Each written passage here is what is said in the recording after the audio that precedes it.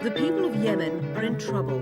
An age-old agricultural practice that served them well for over 2,000 years is now under threat.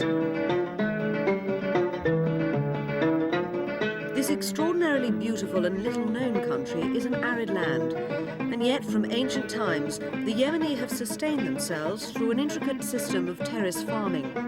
Because of this, they've been the envy of neighbouring countries along the Red Sea.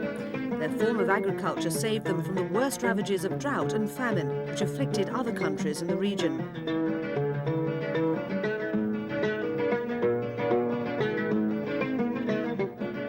So impressed was agricultural engineer Anthony Milroy with his original observations of Yemeni farming methods that he returned 10 years later to study them in detail. What he found saddened him immensely. He could scarcely believe how the land had changed. When I came back, I was appalled to find that this incredible system was in the process of collapse. I mean, these wonderful, fertile highland terraces, true hanging gardens that had been evolved and perfected over 2,000 years in one short decade, they were crumbling and were being gradually swept down towards the Red Sea. Sites like this are all too common. Terraces that have been cultivated for centuries have recently been stripped of trees and shrubs for firewood and their walls left unrepaired. Water then becomes the enemy as it washes valuable topsoil down the mountainside.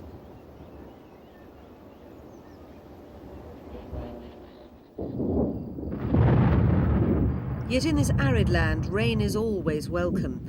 But to make the best use of it, the soil must have been tilled and crops planted.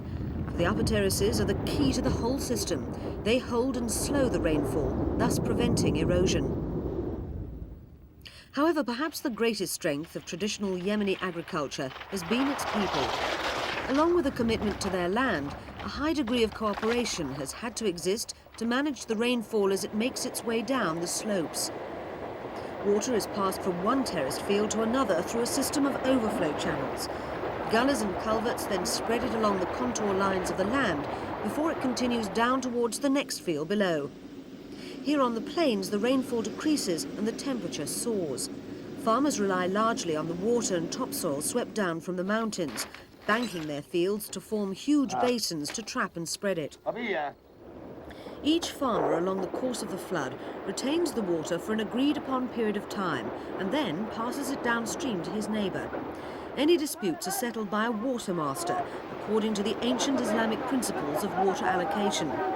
But in this instance, it seems only a cause for high spirits and celebration.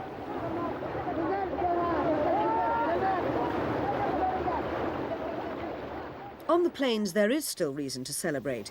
At the bottom of the system, there are still good crops to be brought in. But even here, farming is under threat.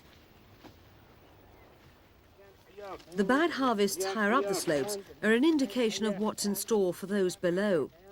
These highland villagers reap the results of a chain of water management that's been broken.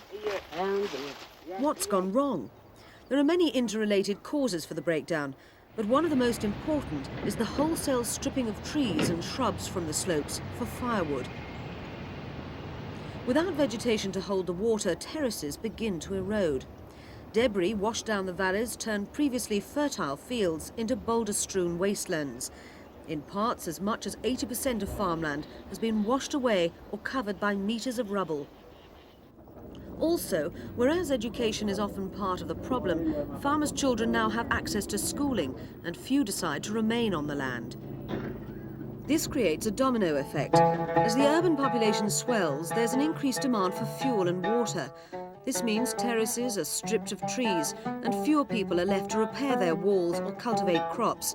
This in turn discourages others who then also leave. Those that remain have their efforts undermined by subsidised grain imports from the West. This has the effect of lowering local prices and leaves little incentive for mountain farmers to maintain their land. These people certainly need help. But at the moment, virtually all of the development aid goes not to them, but to the 10% of the plains farmers who have access to groundwater. This has to change.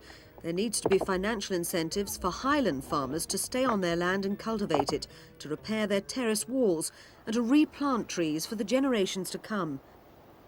Unless this happens, the landscape and the chain of traditional knowledge upon which thousands of years of successful Yemeni farming is based will be lost forever.